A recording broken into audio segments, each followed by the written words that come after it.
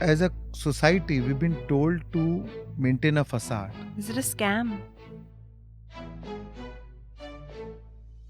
I became alcoholic. I was detected of chest tuberculosis. 50% of our life goes in developing an ego. So the opposite of ego is pure love, joy, happiness? It's not like we get happiness. We are happiness. With the power of imagination, we can create what we want in our life. We need ego to operate in this physical dimension. Lack of expression that leads to depression. But I've already become addicted to stress. I become a stress looking for a cause. Everything is a miracle until it becomes a technology. Because of that sacred geometry, there's one structure which is most powerful to draw cosmic energy, is pyramids. Hello everyone, welcome to Decoding Quirks. I'm your host Aditi, and today we have a very interesting guest with us. He believes that the three pillars of life are health, wellness, and relationships, and then you've made it. He's really inspiring the youth to make sure that they inculcate spirituality along with quantum physics and science. That's something we're really going to get into.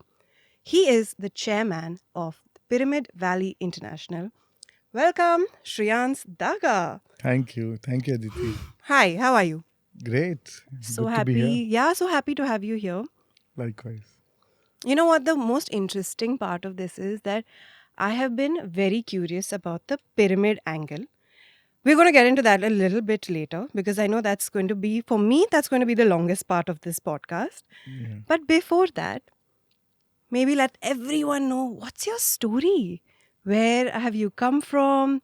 How have you reached this angle of spirituality and science? So, where have you come from? What's your story? Sure. So the year was 1993 and my father passed away. Oh. So I was 19, he was 46. It was a sudden death. I was in Bombay, second year college. And that was a time where I went through a lot of grief, was going through a lot of anxiety, insecurities, and I slipped into depression. Oh. I became alcoholic, and because that is what will numb my pain and I'll feel good for those times. And after 3 years, I was detected of chest tuberculosis, and that was a point when I really broke down. 3 years And after 19? after 90 and at the end of 96, Oh. I was detected of chest TB, and that is when I really broke down and I needed help. I said, no, if I continue my life like this, then I'm going to die soon. So now I really need somebody to hold my hand, guide me. And that was when I got introduced to one spiritual teacher, Brahmashi Patriji. He happened to come to Bombay the next day, and then I met him. He stayed with me. And that is when I got the first introduction to meditation. He saw me taking a lot of medicines for the TB, and then he asked me, and then I told him my whole story of last 3 years. And that is what he told me. Your TB, your medicine is like, with your medicine, you're shutting the fire alarm. Your TB is like a fire alarm, which you're shutting. But your real root cause, the real fire, is your grief, feeling of loss, your insecurities, your anxiety. Unless you heal that, medicine will temporarily, Yeah. you will think that you are healed, but actually some other disease will come up because the root cause continues. So, and that it appealed to my logic. But I said, I don't know any way better, This is the only way I know. He said, but that is why I'm here today. And that was the time when first time I did meditation with him. I had a chest TB, so I felt a strong flow of energy into my chest. And almost around 40 minutes later, he told me to open my eyes. And when I opened my eyes, I felt very relaxed, very calm. That feeling I'd forgotten in last 3 years. It was like an energy bath I've taken after like 3 years, Wow. And that feeling was so profound, and that really made me curious. And I thought he's some Swamiji, some Baba with some magical powers. And because of that, it all happened. But then he was not like any Baba or anybody, he said, no, when you made your mind empty, the healing happened. That is when you draw a lot of cosmic energy, and that is what heals you. So his explanation was very scientific in his approach, and that made me curious more. I was asking a lot of questions, and I know he was to leave next day. So all the more I thought, let me extract as much as I can while he's here. Then he gave me two books. Hmm. The Power of Your Subconscious Mind was very popular that time by Joseph Murphy, Wow. and The Elements of Visualization by Ursula Markham. And he said, read these two books, and if you meditate for 40 days every day, Hmm. if you take like a Hanuman Chalisa, and if you meditate for 40 days, your TB, you'll heal your TB. Did you believe it? And I had that skepticism, Hmm. but since my first meditation feeling was so profound, Hmm. and my TB was not something very severe at that time, it was the early stage of TB. Just got detected. तो I said कि ठीक है यार, अभी मैं 40 दिन नहीं भी करूंगा तो it's not like I am gonna die, so let me give it my try, let me give it all. So I said ठीक है, I will not take any medicine, I will meditate every day for 40 days and let's see. Hmm. So that's how my journey started. That's beautiful. And yes, so I was meditating every day, and I would sometimes get panicked in a way, what if it is getting worse? You know how our mind works. And then I'll say, let me meditate more. And then one weekend, and my whole intention was to physically heal myself. Yeah. That was my goal, कि यार TB ठीक करना है. And then one weekend I did a Reiki course, another weekend I did a pranic healing course, Hmm. another weekend I did a Silva method of mind control. Whoever said whatever to heal, I said, chalo, let me give it all, because I didn't want to leave anything to chance. But basically, not medicine, any other modality. Any other modalities. Okay. And while I was reading these books, I was first time I realized, oh my God, the subconscious mind is so powerful. It is. Then I was reading these elements of visualization. First time I realized, oh, what is the power of imagination, and how much with the power of imagination we can create what we want in our life. Hmm. So while I was doing this, I was meditating, and I was using those visualization techniques for healing. And after 30 days, I was due for my chest X-ray. Doctor had told me that while you take a medicine for 1 month, get your X-ray done and come and show me again. So I got my X-ray done, went to the doctor again, and he was shocked. Done. Over. TB was gone, and he said, "This is the first case I've seen in my life, and hope you're taking the medicines." And And you I were like, said, yeah. "Yes, I am." And he said, "But continue for 8 more months because TB can relapse." So I said, "I mean, what do I explain him?" I said, "Yes." And I came down, and I know that time I had tears of joy. I was Wow. While coming down the stairs, I know there was tears flowing in my eyes, and I was in such a feeling of gratitude and awe and inspiration, that feeling came that this lifetime I want to spend my life spreading meditation. You were Because 21 when you said that? I was 21, yeah, 22, yeah, At 22, yeah. I was clearly not doing these things. So, and that's how my journey started, and that's how I got deep into spirituality. But only since last 5 years I got into teaching now, personally teaching myself. Okay, that's interesting. You know what really struck out in this entire thing? You said this line that when you were meditating, your brain, your mind was empty. Mm, And that felt like healing, that felt like a relief. yeah. Is healing that our minds need to start becoming more emptier? So this is one modality. Yeah. See, what this is the technique which he taught was Anapansati, which is taught by Gautam Buddha. And what Buddha discovered is when you meditate, when you observe your breath, your mind becomes empty. You can't be with your thoughts or with your breath at the same time. The moment your mind becomes empty, you drop all resistance. A problem exists because of our identity. Oh, I am this, my business is doing like this, my relationship is like this, or my health is like this. So we identify with things because of our identification. And when you identify, and why, how do you identify with our mind? But when you drop your mind, there's no identification, right? Yeah. As Lao Tzu said, stop thinking and end your problems. You know, a lot of times when we go to doctors when we are younger, and then they'll be like, you're taking too much stress. Right. Stop taking stress. Every doctor will tell you that. You True. go for eczema, they'll say stress. You go for Absolutely. hair fall, they say stress. Right. anything, diarrhea, they'll say stress. Yeah. Stop taking stress. Yeah. How do you stop taking stress? And they'll be like, stop thinking. If it was this easy to stop thinking, I would Yeah. have done it long time back. Why am I True. coming to a doctor? True. Right? But True. there is a whole, the intensity of actually stopping to think is starts from meditation. Which is observing the breath. Yeah. This is the simple technology of stopping, making your mind empty. That's what Buddha discovered. And after 6 years trying so many techniques and everything, finally discovered that just that the root cause to end your problem, to end the suffering, is to make your mind empty. Mm. And when you make your mind, how to make your mind empty now is to observe your breath.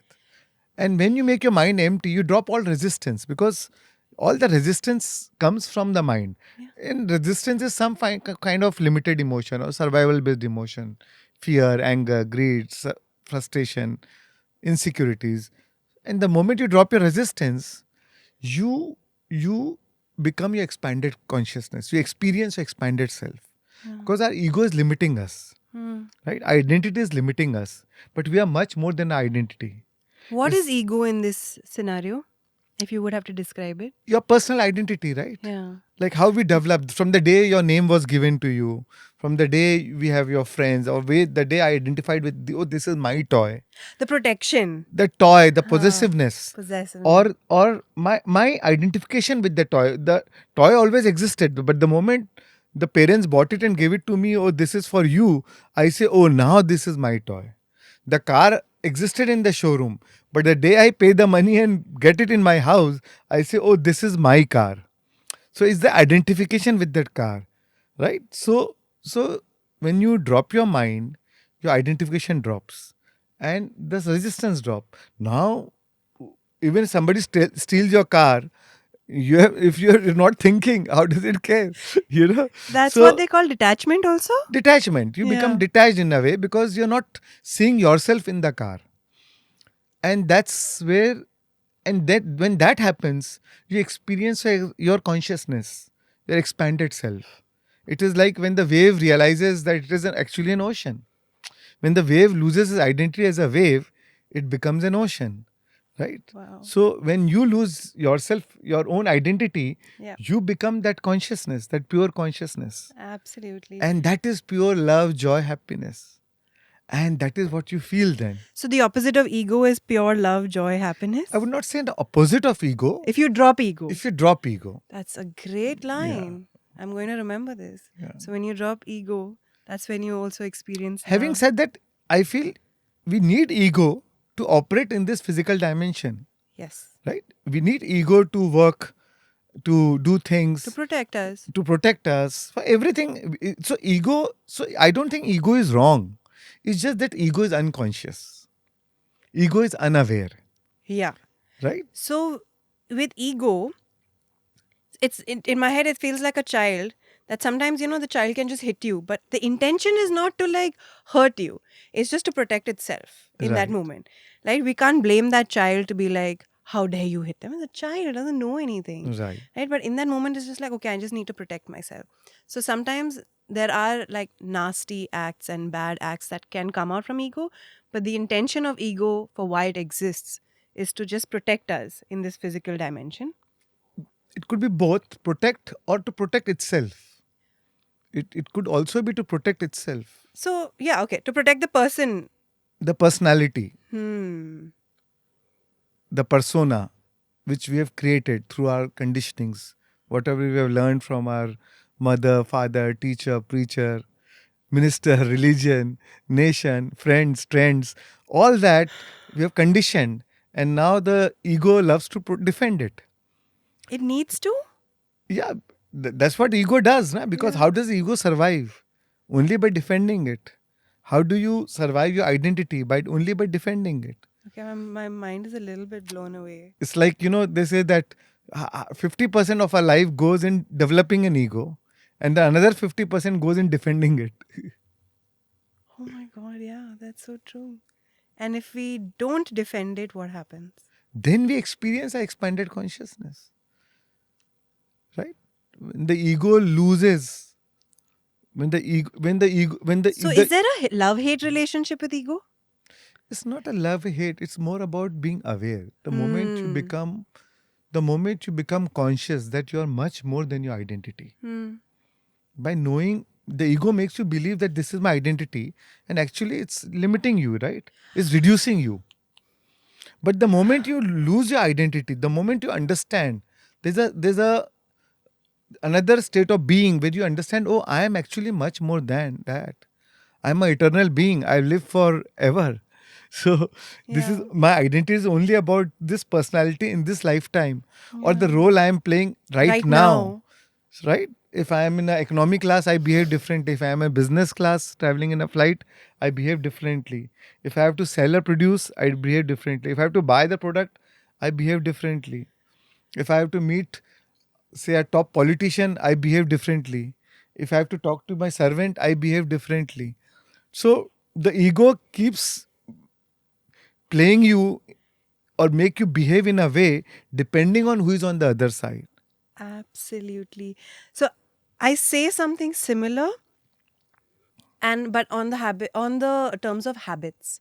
So I've always said that maybe habits are great, right? They always say have better habits, have good Of habits, course. eat your food, pick up the plate, go keep it in the kitchen. Good habit. Yeah, yeah, of Good. course. And but sometimes there are habits that are good, sometimes there are habits that are bad. Of course, we'll change it. But when we have a habit, does it limit us from other opportunities? For example, I finished my food. Ideally, I should pick it up and put the plate in the kitchen. But could I have waited there for 15 minutes to have that, intimate conversation with my family on the table? But then I'll be like, no, no, no, this is my habit. I'm going. When we're sitting in a friend's house, like, no, no, I just want to keep the plate and I want to go. You break the conversation, you break the flow. But if you would have not given into that habit, sat down, had a 10-minute more conversation, maybe you would have felt better. Maybe your relationship became more interesting. So it's like, if when we are in a habit, we limit ourselves to just that. We don't see Sure. the other five opportunities around it. Right. So, as you said, when you're doing something with ego, you're doing it in one direction. We're not seeing the other opportunities, Right. the other identities, and the other opportunities around Yeah. it. That's so beautiful. You said something about breath, Buddha and breath. I have been practicing conscious connected breath work. I'm sure you've done that. Of course. I Yeah. teach breathing, breath work. Yeah. Yeah. Yeah. So, with conscious connected breath work, I had to explain it to a friend. And the way I explained it was, you know, when we see like a movie or we see something emotional, we control our emotions through our breath. So I might want to cry, but I'll do that. I'll hold my breath and I will pull my emotions back in. I might be surprised. I'll be like, I'm again holding my breath. So, in the conscious connected breath work, you can't hold your breath. There's this movement. Right. So whatever feeling you're feeling comes out. Right. Then there's no holding Yeah. back, which we tend to do. Yeah. So how would you describe that? Why do we tend to hold our feelings back? So our breath and our feelings have a very close relationship.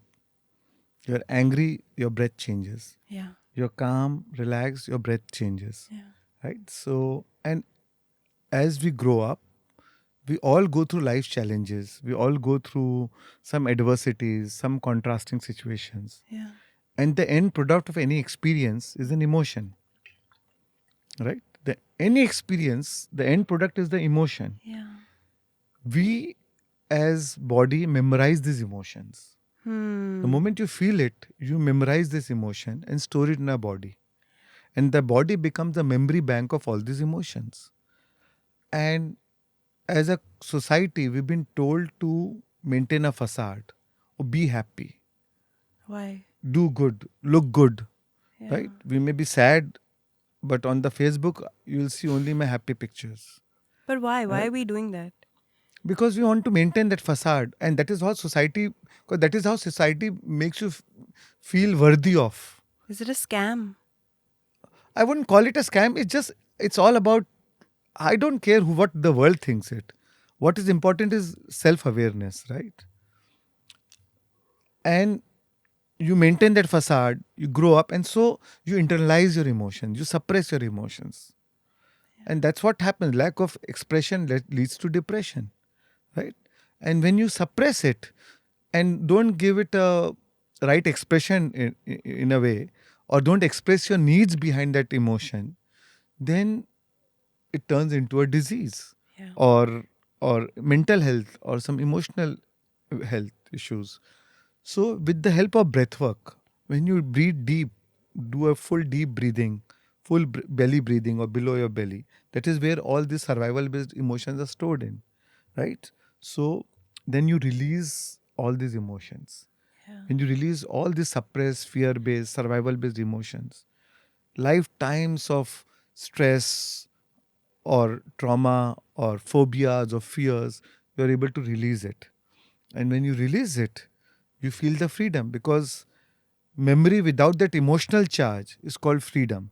So you now the same memory which happened 10 years back, which the moment you think about it, you used to traumatize you, or generate feelings of anger or hate or resentment, no more generate that feeling anymore, because that emotional charge is released, right? Is this where the science backing comes into the picture? Absolutely. So the Absolutely. spirituality, I think we've understood that we feel these emotions, it's trapped into us. But how does the science play? Like, is there evidence around Yeah, this? yeah, yeah. I mean, now there are so many gadgets which can measure everything, right? Hmm. So, every time you liberate these emotions, you liberate so much of energy, because these emotions are not stored in your body sitting idle. You may think you might think you have buried it down, or it is a frozen memory, but it needs energy. It consumes a lot of energy to survive, to stay.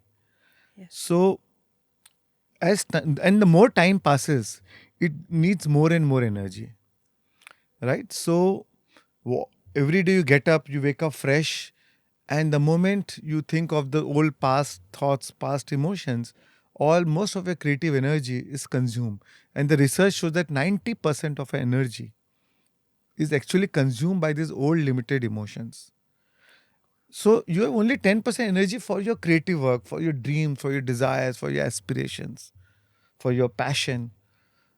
And when you memorize these emotions, you liberate so much of energy. And now that energy is available for your creative endeavors, right? So, and there's a whole science about it. That, and when you actually tap into those, into that 90%, and if it actually frees you, you're going to be able to achieve so much more. And not success. I'm not even talking about achieving success. Achieving happiness and joy, which we are constantly chasing on that 10% fuel. Exactly. So it's not like we get happiness, we are We are happiness. happiness. That is our consciousness, that is our true nature, Yeah. Satya Chitta Anand, right? We are happiness. But the block between us and us to experience that happiness is this survival based emotions, Which is the which is, 90% of the. yeah. But once you drop that wall, once you release that, once you liberate that, then you become what you really are, which is pure happiness. So you don't even have to do an extra You step do after that. no, you don't need to do, because that is your true nature. Happiness is your true nature. Being wholeness is your true nature. Yeah. You're wired for wellness. You're wired for great health. We are wired for abundance. It The, is just that we have conditioned ourselves and have created a wall against that, because of that conditioning, because of that psychological conditioning, emotional conditioning, right? And once you drop that conditioning, once you uh, detoxify, like what breathwork does is emotionally detoxify you, right? And then you are liberated, then you are released. so when you're wired and you're conditioned for happiness, is that how manifestation also plays a role into dropping the 90%? Let's address it that way. So I would say that what you feel about is what you bring about in your life, Hmm. right? Our thoughts are electric, our feelings are magnetic. This is how the law of attraction works. Our thoughts are electric, feelings are magnetic. Our thoughts send the signal out, but it is the feelings which draw the event back. See, so many times I've heard in manifestation people say, think positive, think positive. Okay, you are thinking positive, but what if you're feeling negative? You're thinking of a good health, but you are feeling broken. You're thinking of a great relationship, but you are feeling hurt. So the thoughts and feelings are in opposite direction. Yeah. But unless you combine your thoughts with those corresponding elevated emotions, you can't manifest what you want. That's the Because biggest block. because feeling is the magnet. Because feeling is like a prayer. What you feeling is equal to prayer. Yeah. What you're feeling is what you're praying for, because that changes your vibration, and the universe only match your vibration, That's so true. right? So when you drop all these negative emotions, when you drop all these survival based emotions, Hmm. you and then you experience pure happiness. The universe says, oh, you are happy, so let me create more of the situations in your life Yeah. which will give you more happiness. So when things change inside you, things starts changing around you. But you can't fake it. No, you can't You fake can't it. fake it, You right? can't fake it. And is that what the block is when people are manifesting? Do you think that they're trying to fake it? See, one is to do it mechanical. Hmm.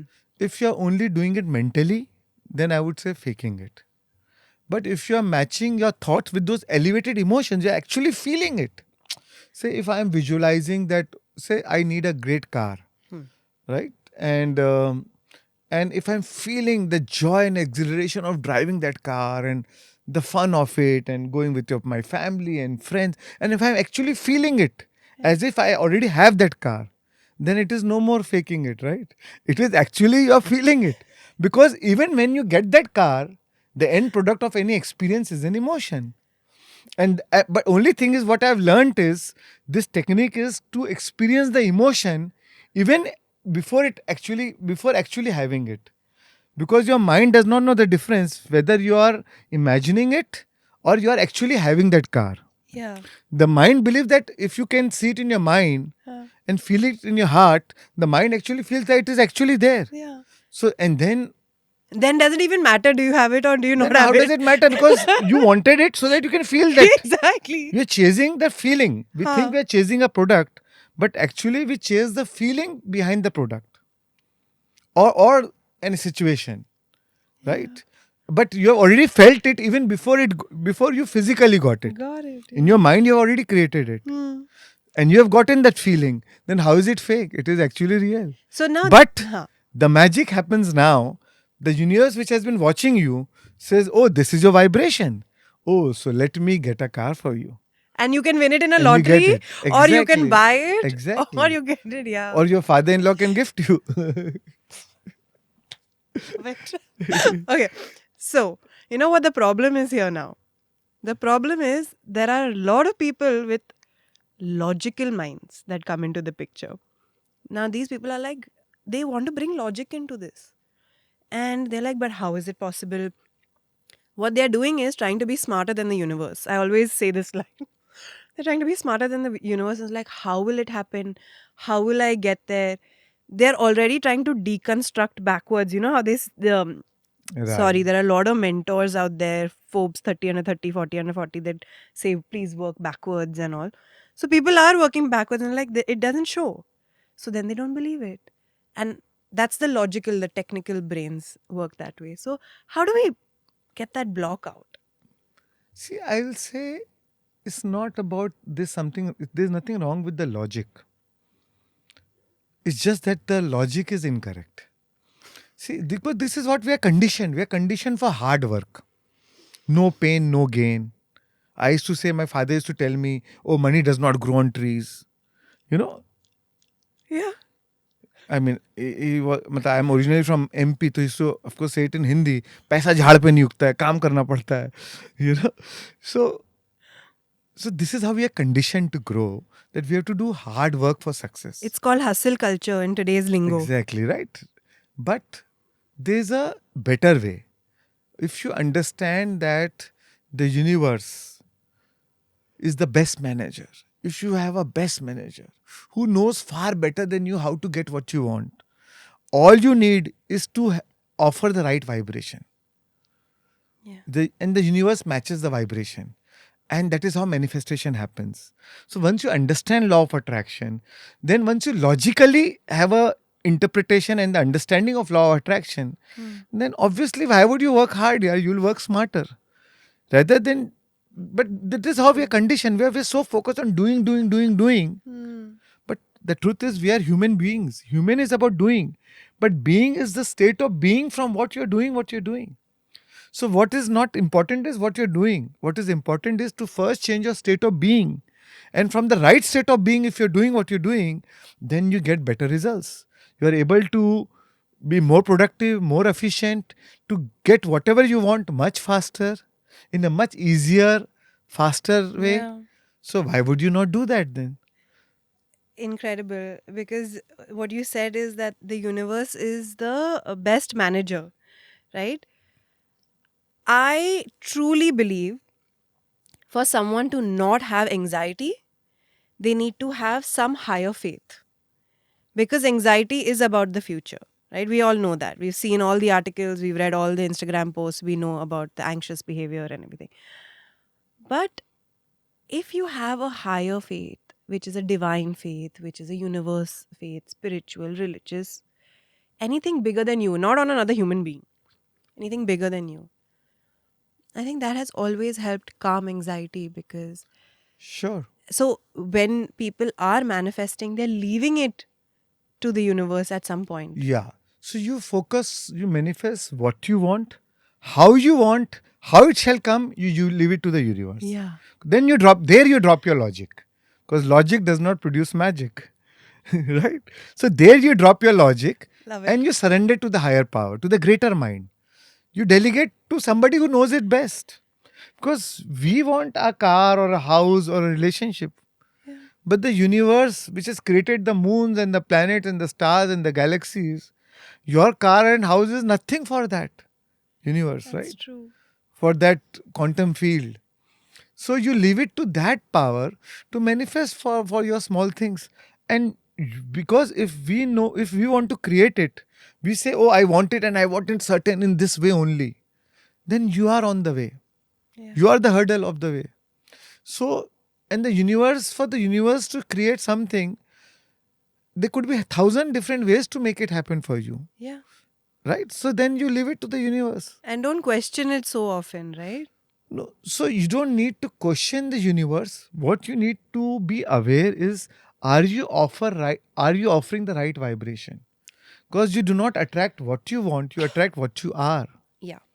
right? So when I was very young, I want to say I was 13, 14, and my mom gave me the secret book. Hmm.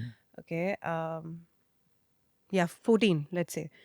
Um I remember understanding it. So she first explained the book to me, and then I was like, due to my dyslexia, it was very hard for me to read. So I would read little paragraphs, but she explained it. So I got the gist of it. Yeah. And then I saw the documentary. I had written a list of things that I wanted from my life at the age of 14. So you can imagine what my list must be: lose 5 Of kilos, course. Yeah, get a yeah. boyfriend, Yes, and yes. do good in Marathi. Yes. Basic, right? Yeah, yeah, yeah. I made a list. I've kept it. I still have that book. If I have a screenshot, we'll put it in this video. Okay, made that. I've put it over there. And maybe 6 months, 8 months down the line, when I've opened that book and I've seen that list, almost everything on that list I achieved. Nice. Cut to, I was 23 ish and I was moving countries. And obviously, I had kept that book because it was very important to me. Yeah, That memory is yeah, important. I've opened that book. I have added more points in that same list. yeah. Opened it again maybe a year later. Almost nothing came true. Hmm. What do you think the difference was when I was 13, 14, and when I was 23 and 24 and I wrote in that same. So for me, it's like written in the same list. I've believed the same thing. So I've written it. Yeah. So, when you were 14, whatever you thought, you were able to feel it. Yeah. You were able to give wings to your thought through your feelings, right? Yeah. But as we start growing up, and it happens not just to you, all of us, as we start growing up, when we go through life challenges, experiences, we and we needed to survive, to overcome those challenges, right? But somehow in the bargain, we store those fear based, survival based emotions as a memory bank. Now, over a period of time, these emotions becomes addicted to itself, right? Wow. So every time you think a thought, there's a chemical you release, Yeah. right? Suppose you are feeling happy, you release Serotonin. serotonin or say dopamine. Dopamine. Yeah. Or if you're feeling love, you release oxytocin. You're feeling stressful, you release say cortisols. So with every thought, there's a corresponding chemical you release. With the corresponding chemical, the body feels, Yeah. right? The moment you hug your child, you release oxytocin and then you feel love, Hmm. right? You hug a friend, you feel love. That's why oxytocin is called a hug drug, And right? they say you should hug like at least 10 times a day. Right. So now over a period of time, if you think the same thought over and over again and release the same chemical over and over again, the body becomes addicted to those chemicals, right? So for example, if I become addicted in my innocence to survive life's offerings, I became addicted to stress. Now, even if I have grown up, even if I have attained my material goals or success, but I've already become addicted to stress, Yeah. right? So now I become a stress looking for a cause. I become the anxiety looking for a cause. So the anxiety is not in a situation. There's no stressful situation. There's a stressful person and a situation, right? So You couldn't have because said I it am better. I'm chemically addicted to those chemicals, to the and then that feeling, because I want to feel that stress, I want to feel anxiety. Now, subconsciously, unconsciously, I will give signal to my brain to think of a thought so that it produces the same chemical of cortisol. And when the cortisol is produced, now I feel good. Yeah. You're used No, to it. I'm addicted to it. So I needed that dose of cortisol, and now I feel good. And with over a period of time, now I need to increase my dose. So I need more stress in my environment. Yeah. So no matter how much of abundance is laid in front of me, I will pick up one thing which is going wrong in my life, and I'm obsessed about it. I'm thinking it over and over again, and so that my body produces these chemicals, and now I'm anxiety. I'm feeling anxious. You could not have said this any better, because I do have friends around me constantly who are addicted to stress. Even like taking a flight, I'm like, buddy, we have taken like thousands of flights by now. Nothing has happened. Why are we stressing right now? It's the addiction. Yeah, it is There's not not. about the flight. It's not about the flight. Stress is never in the situation. It's in the person who is facing the situation. Yeah, that is so true. And you And know, and as you asked, why it didn't manifest at the age of I was 24 or 25? Because by that time, and we all as human beings, because nobody taught us, right, at the early stage, we we didn't know how to handle my emotions, how to heal my emotions, how to transcend my emotions. Nobody taught that technology, yeah, right? And that's why, even though I was thinking positive, even though you were thinking positive, but you were feeling negative, yeah, and what you feel about, you bring about in your life. The universe is not caring what you're thinking, yeah, because the vibration you're offering is through your feeling. That is what changes your vibration. The true. universe say, oh, this is your vibration, or let me match it. Yeah, So it doesn't matter what you want. It's not about what you want. It's about, are you offering the corresponding vibration which is in sync with what you yeah. want. Because your vibration precedes manifestation. You don't manifest out of nothing, out of nowhere. First it is your vibration, and then the universe matches that vibration. True. So I also feel like when I was 13, 14, I didn't have any self doubt. I had a lot of trust outside on any, like my parents, my mom gave me the book, na? So for Right. me, to already the pedestal is so high. Right. So I had so much belief, and she told me that the universe is even bigger than her. Yeah. So I'm just like, wow, this is Right. even better. So much like selflessness and everything is there. Right. But then, of course, when you reach your 20s, you've already gotten a few like heartbreaks and, had bad financial times. And then you're just like, then the self doubt came in. Yeah, And once self doubt came in, manifestation took a backseat. absolutely. And that's when I've realized that you have to feel it. Yeah, And you know what? I'll be very honest. Even though I know it, even though I've seen great results, today we're sitting here because of something that I've manifested in the past. Seen great results, but still I sometimes forget. right. So the see, everything is a miracle until it becomes a technology. And there's a technology of manifestation, which is changing your emotion. Yeah.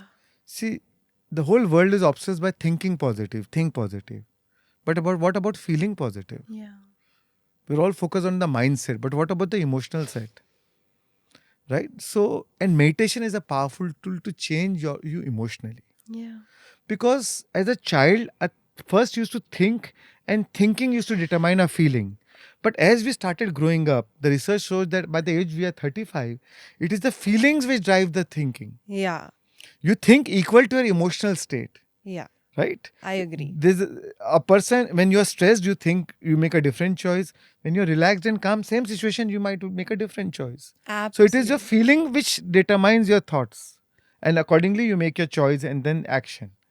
So, so the key to change does not lies in the mind, it lies in the body, because the body is the memory bank of these emotions. Yeah. So when you transform your emotions with the help of meditation as a powerful tool for transformation, then the feeling, when the feeling is transformed, then you think equal to that feeling, and that is when the Absolutely. life changes. So now when I think, I feel like I'm not thinking for a byproduct of manifesting. I am just generally trying to have like better being in tune with my feelings. So if I'm feeling sad, I allow myself to feel sad, because until you don't feel sad, you don't even know what feeling happy is, right? Right, So right. it's not about avoiding the feeling, because I think that's also what I was doing in my 20s. Yeah, no, it's not about avoiding. Yeah. See, feeling in itself is not unhappiness, Yes. or emotion in itself is not unhappiness. Emotion plus an unhappy story is equal to unhappiness. It's a situation also. So what happens is the mind tries to create a story around it. Hmm.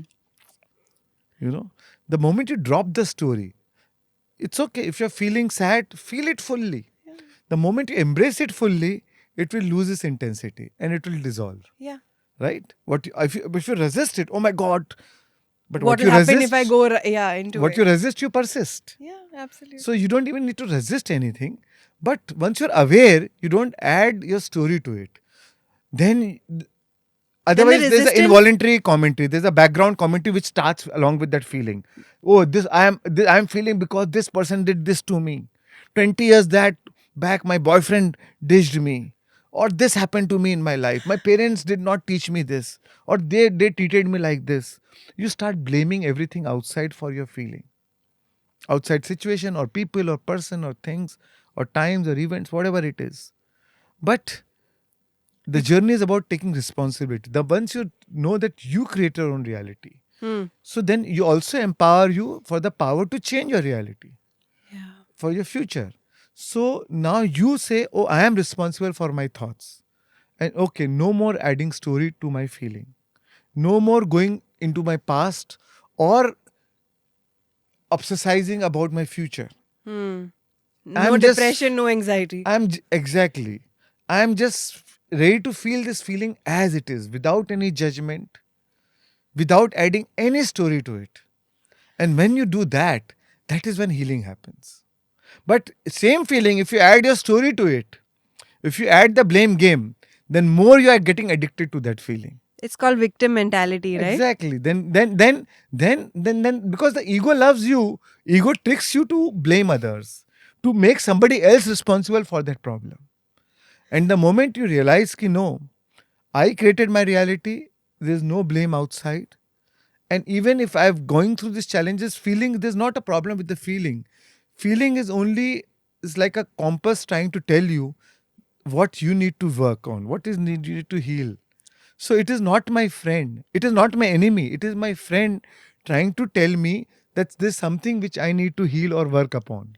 That's why we have feelings. That's why we have It's a feelings. compass that's Right. telling us where to look at that Right. point. Right. So I love this entire segment, but this entire segment is a build up for me to know what is this pyramid thing. I am so curious about the pyramid structure. Firstly, how did you how did that come into your life, and how have you taken all these learnings that we've just spoken about, the manifestation, the feelings, how are we attaching that to the pyramid? That's so. So pyramid is just one tool. Yes. See, in on planet Earth, there's one structure which is most powerful to draw cosmic energy. Is pyramids. Because of that sacred geometry, because of that angle, 51 degree, 50 minutes, you draw a lot of cosmic energy. Like in your meditation, when you make your mind empty, you draw a lot of cosmic energy. And that is the vital life force. So because pyramid, because of its geometry, it draws cosmic energy.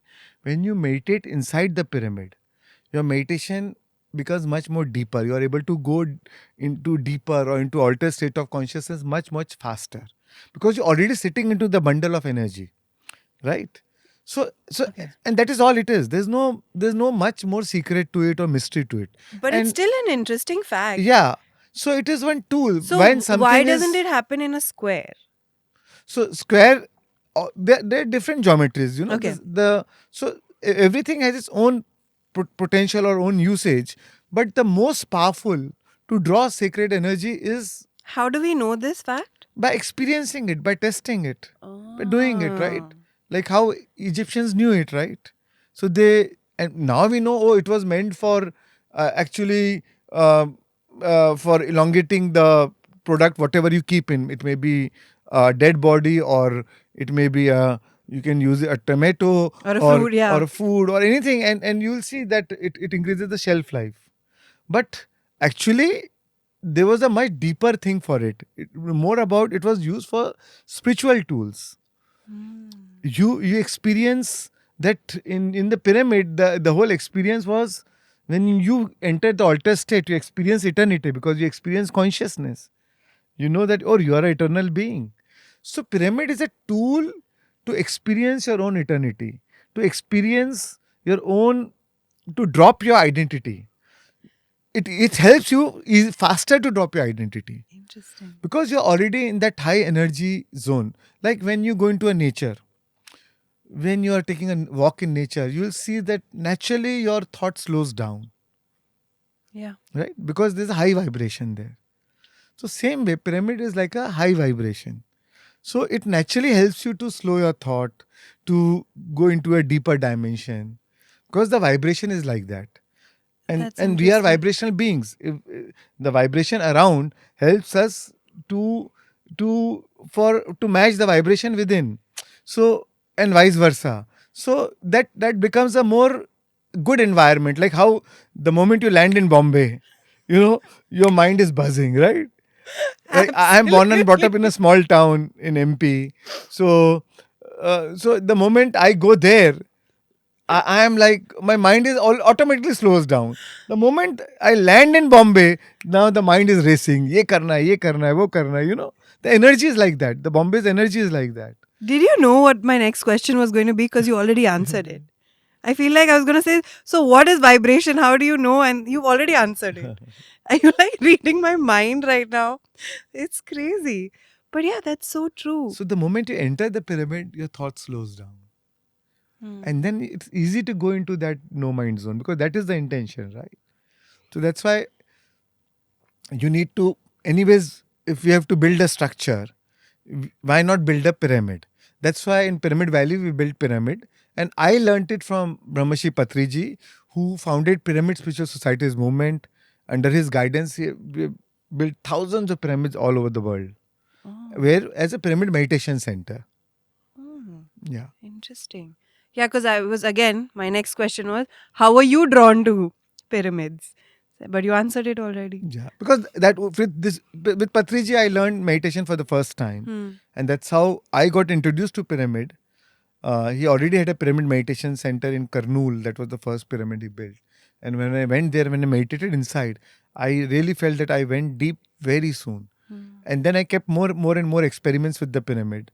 And Like, then can you tell me one or two experiments? then I did like many experiments, like putting a razor blade, and even the shaving razor would last longer. Putting some fruits, tomatoes. So a tomato outside the pyramid will say will like crumble in like 10 days. Will dry out. Pyramid inside the pyramid will be fresh even after 60 days, 65 days. So it because it adds the vital energy. It continues to keep adding the vital energy, so it remains fresh. And not only remains fresh, when you have it, it feels more juicy, more tasteful.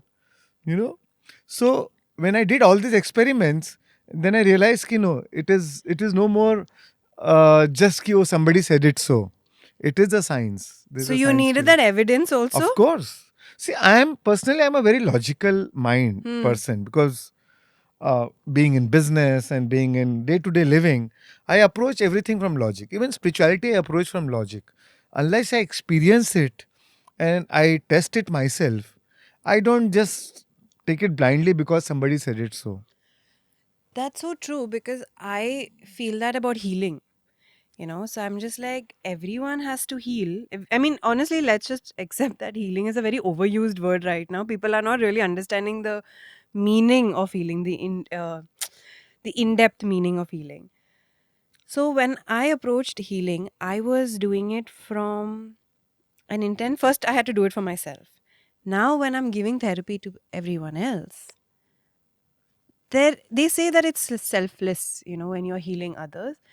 But I don't completely agree with that, because I feel like when I am talking to somebody, especially when there is a sexual assault case or, depression case or an Right. anxiety case, I think it's healing something within me constantly. Of So course. it can't be so selfless.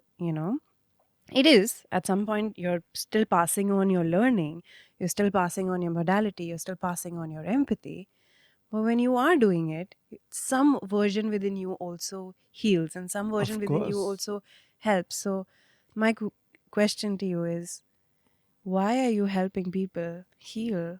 Why are you helping people with this knowledge? So I'll tell you, don't think I'm doing anything for others. Hmm. I'm doing it for myself. As I told you, everything what we do is for an emotional payoff. Yeah. Teaching is my calling. Helping people transform is my calling.